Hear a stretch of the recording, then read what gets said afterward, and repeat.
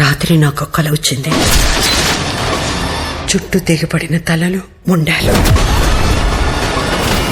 దూరంగా మృత్యు తెలియని కాలాన్ని చేయించిన కృష్ణుళ్ళ శంఖం పూరించుకుంటూ వెళ్ళిపోతున్నాడు రా సీను.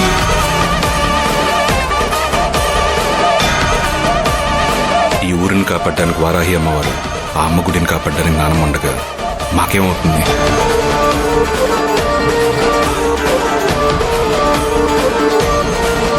సీనుగాడి కోసం నా ప్రాణాలు ఇస్తా. వాడి జోలికి ఎవడైనా వస్తే కొడక్క ప్రాణాలు తీస్తా.